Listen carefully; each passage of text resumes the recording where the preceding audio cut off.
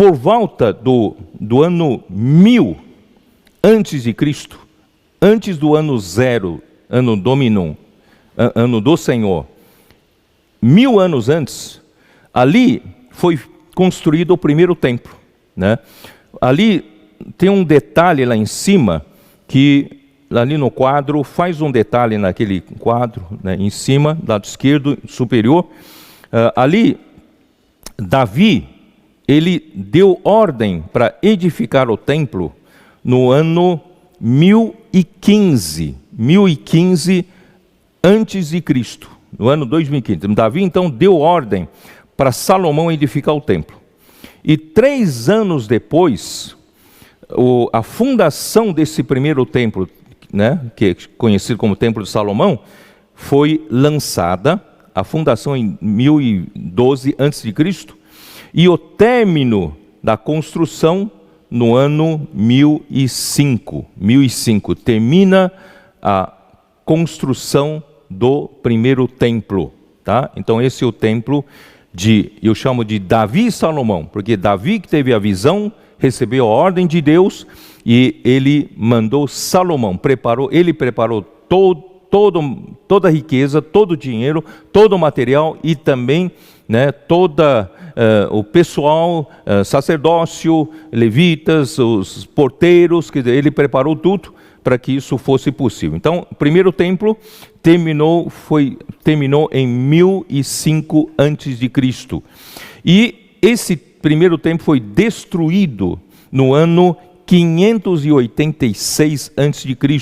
por Nabucodonosor. Tá? Vocês podem ver ali em detalhes, tá? Ele foi destruído no ano 586. Tá? E, na verdade, tem uns detalhes aqui, né? Talvez vou comentar só para vocês terem uma noção. Tá? Na parte inferior tem um detalhamento desse período de menos 600 a.C. até 400, né, a.C. Ali embaixo tem um detalhamento. Nesse detalhamento, nós vimos que o Daniel, juntamente com seus companheiros, foram levados para cativeiro babilônico aproximadamente no ano 605 a.C. E a destruição do templo aconteceu em 586 a.C., né? E 70 anos depois, aproximadamente 70 anos depois, se você contar, quando aconteceu o primeiro cativeiro babilônico, Daniel e seus amigos foram levados para a Babilônia, até o decreto de Ciro, porque no ano que Ciro tomou a Babilônia, né, do Império Babilônico, o rei Ciro tomou, e imediatamente foi no final do ano, e no ano seguinte ele fez um decreto para que o povo judeu pudesse voltar para Jerusalém, reconstruir o seu templo. Isso aconteceu no ano 538 a.C., tá? Então, se você pegar quando Daniel foi levado em cativeiro para cativeiro babilônico, até o decreto de Ciro é mais ou menos 70 anos. Mas você também pode pegar a destruição do templo, que é 586, até a reconstrução do templo, 516, dá exatamente 70 anos, tá? Também são 70 anos de Daniel, né? do rei Ciro, né? nas profecias de Jeremias. Então, o segundo templo, né, foi reconstruído em 516. Quem reconstruiu?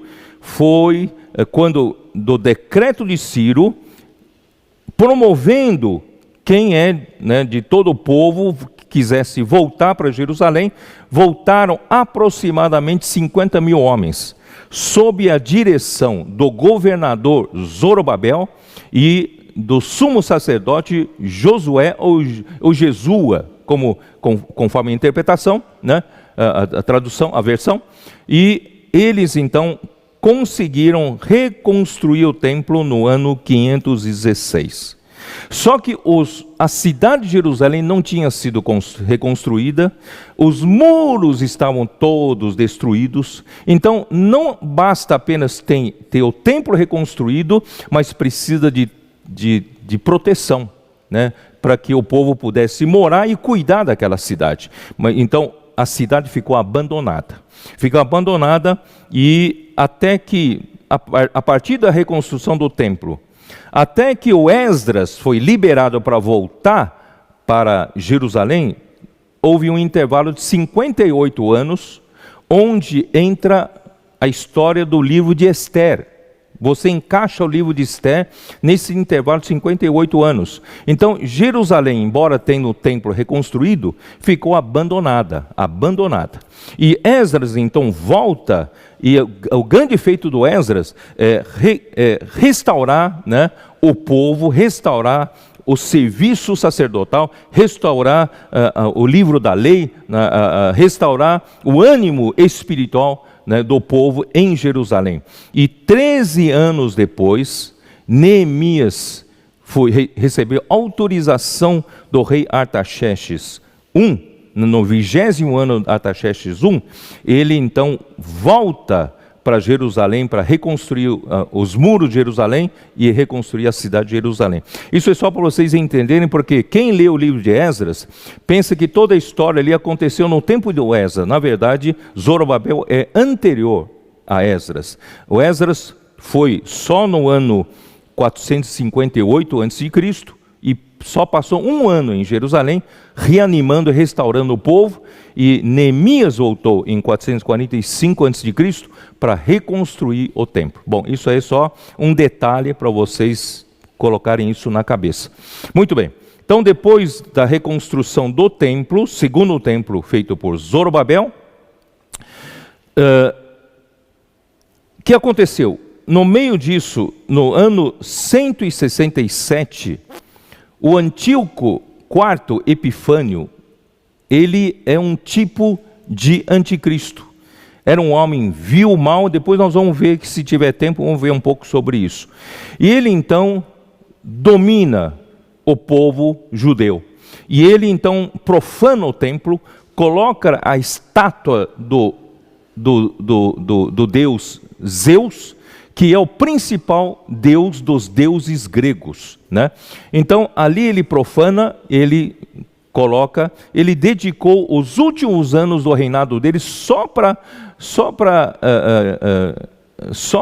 perseguir o povo judeu, né? Mas os macabeus tiveram vitória sobre ele, e os macabeus, eles restauraram o templo, fizeram do templo um forte, uma casa fortificada para se defender da invasão do Pompeu. Só que no ano 63 a.C., Pompeu conseguiu destruir o segundo templo, tá? O segundo templo também foi destruído. E no ano 19 a.C., Herodes então resolve restaurar o templo, reconstruir o templo. E o templo de Herodes é um templo muito maior. Ele tinha um espírito de construtor, de engenheiro, ele gostava de construir, mas ele não construiu em dedicação a Deus, ele construiu para ele agradar o povo judeu, porque ele era um rei gentil, Idumeu não era judeu, ele queria fazer essa reconciliação e construir um templo bonito. E nesse templo bonito que os discípulos contemplaram. Veja, Senhor Jesus, olha só que construção grandiosa, construção bonita. Mas Jesus não estava interessado nesse templo. E esse templo, né, 40 anos depois que Jesus profetizou sobre a destruição do templo, aconteceu a destruição pelo príncipe Tito, né, do Império Romano, que destruiu Jerusalém e destruiu o templo. Não ficou pedra sobre pedra, com exceção de um muro que ele quis deixar para memorial da destruição do povo judeu. E esse muro está até hoje conhecido como Muro das Lamentações. Então esse é o único muro que foi deixado como memorial. Muito bem, então foi totalmente destruído esse templo. Esse templo vai voltar a ser reconstruído no na última semana da volta da história de Israel, como nós contamos para vocês.